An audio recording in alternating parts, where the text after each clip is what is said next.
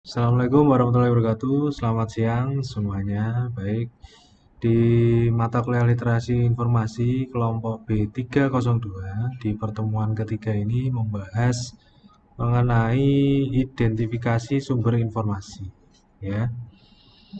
Kemudian untuk di topik pembahasan ini nanti diharapkan Mas Mbak nanti bisa menentukan ya sumber informasi yang sesuai dengan kebutuhan, kemudian menelusur dan mengumpulkan informasi dalam bentuk-bentuk literatur dengan tepat. Kemudian sumber lokasi dapat diakses langsung maupun melalui internet. Nah, sumber informasi itu ada apa saja ya sebenarnya? Sebenarnya untuk hal ini sudah kita bahas kemarin di bab 2. Jadi sumber-sumber informasi itu ada yang berupa dokumen, manusia, ya, lembaga, kemudian benda dan situasi. Nah, dokumen contohnya itu ada textbooks, ya, ensiklopedia, kemudian kamus, skripsi, majalah, jurnal, ya, kemudian laporan penelitian, film dan lain-lain. Sedangkan untuk manusia, contohnya adalah aktor, penulis, ya, dosen, kemudian peneliti, pemimpin, informan, dan narasumber juga dalam masuk manusia sebagai sumber informasi. Sedangkan lembaga, kemudian benda dan situasi itu bisa dari pemerintah informasinya ataupun swasta. Sedangkan benda dan situasi itu bisa dikategorikan dalam pakaian yang dikenakan oleh seseorang atau dipakai oleh Mas Mbak itu sebagai informasi bagi si desainer, itu juga bisa seperti itu. Yang berikutnya mengenai karakteristik sumber informasi, ya. Jadi karakteristik sumber informasi itu ada 1, 2, 3, 4, 5, 6. Yang pertama adalah meta. Jadi meta itu contohnya bisa katalog, bibliografi, ya, abstrak, pustakawan, penulis, peneliti, ya, dan lain sebagainya. Kemudian yang bersifat pengantar atau latar belakang itu bisa juga dari kamus, kemudian ensiklopedia, ya, textbook atau karya umum. Sedangkan yang populer, informasi populer, opini fakta itu sumbernya dari surat kabar, majalah, televisi, radio, gitu.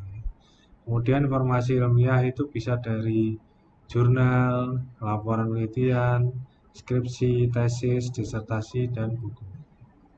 Sedangkan untuk data statistik dan data kualitatif itu bisa dari lembaga penelitian, biro statistik contohnya, atau informan, dan lain sebagainya.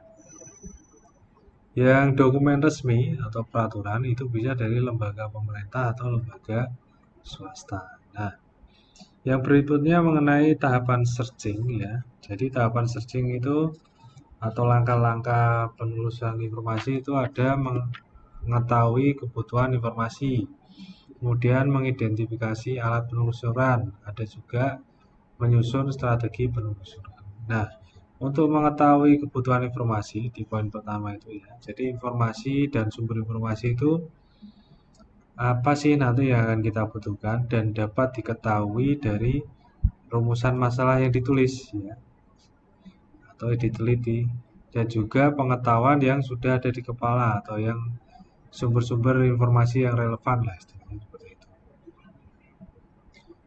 Kemudian untuk yang mengidentifikasi alat penelusuran yang tepat, ya. Jadi untuk mendapatkan informasi yang dibutuhkan itu secara efisien kita perlu memakai suatu alat penelusuran. Contohnya apa coba? Contohnya di internet itu ya ada Google, kemudian Yahoo, Bing misalkan contohnya seperti itu. Ya, itu kita bahas di bawah ini nanti. Nah, jadi yang pertama tadi ya, mengetahui kebutuhan informasi itu kaitannya dengan rumusan masalah.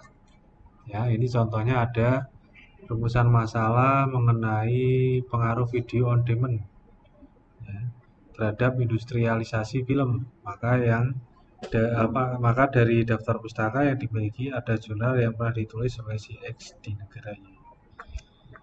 Kemudian untuk tool searchingnya, ya, ini sudah saya sebutkan tadi, ya, untuk mengidentifikasi alat penelusuran yang tepat tadi. Kemudian untuk teknik searchingnya itu teknik-tekniknya ada menggunakan teknik kata kunci. Nah, kata kunci itu bisa judul, pengarang, ya, topik, penerbit, dan lain-lain. Ada teknik boolean operator. Nah, ini kalau di searching di internet pakai boolean operator and, or, atau not. Ya. Kalau and itu biasanya tandanya adalah spasi. Kalau or itu biasanya plus, or itu ke arah sinonim. Ya. Kalau not itu berbeda makna ya. Not itu biasanya minus. Ada juga teknik tanda kutip. Nah, ini untuk menemukan frase di dalamnya ini. Kemudian ada teknik pemotongan kata atau penggunaan akar kata. Nah, untuk yang or tadi sudah saya sebutkan. Jadi kalau or itu pencarian sumber informasi bisa dibilang semacam kayak sinonim ya. Ya, digunakan untuk sinonim kata-kata yang berhubungan yang lebih luas. Ya. Nah, contohnya ini remaja or anak muda, friendship or pertemanan or persahabatan. Kemudian untuk yang not, itu untuk menemukan sumber informasi yang mengandung suatu kata tetapi tidak mengandung kata lain. Biasanya untuk membatasi cakupan suatu istilah atau menghindari tercampurnya istilah yang sama. Nah, ini contohnya adalah Asia, not India, stress, not psikologi. Kemudian teknik tanda kutip, yaitu mencari informasi yang mengandung frasa yang dicari, ya. Memilih kata-kata yang bersebelahan. Nah, contohnya dalam tanda kutip ini adalah khasiat jahe merah. Nah, ini adalah contoh penggunaan secara real ya. Ini contohnya adalah beliau Pak Ruri Sukobasuki, Kepala Prodi FTV ini ya.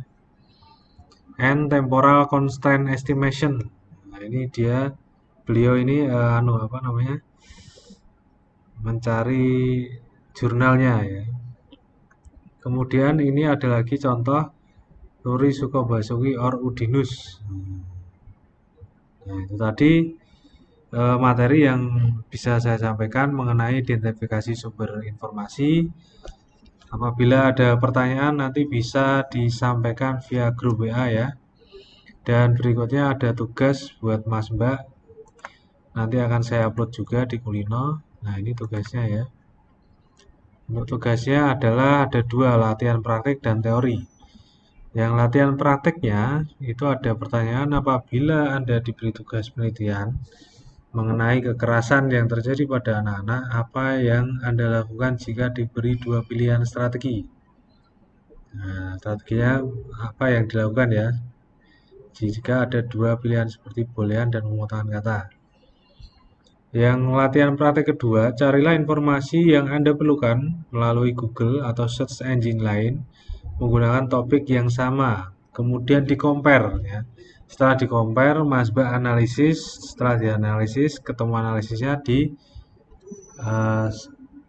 tulis di dalam template yang sudah saya sediakan itu untuk pengumpulan tugasnya. Kemudian latihan teorinya ada pertanyaan langkah-langkah yang diperlukan untuk mengakses informasi. Itu apa saja. Terus kemudian kita dapat mengetahui tipe dokumen berdasarkan pada 3 huruf berada di belakangnya ya.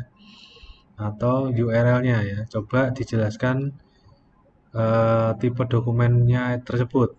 .jpg, .exe, PDF atau HTML atau HTML ya.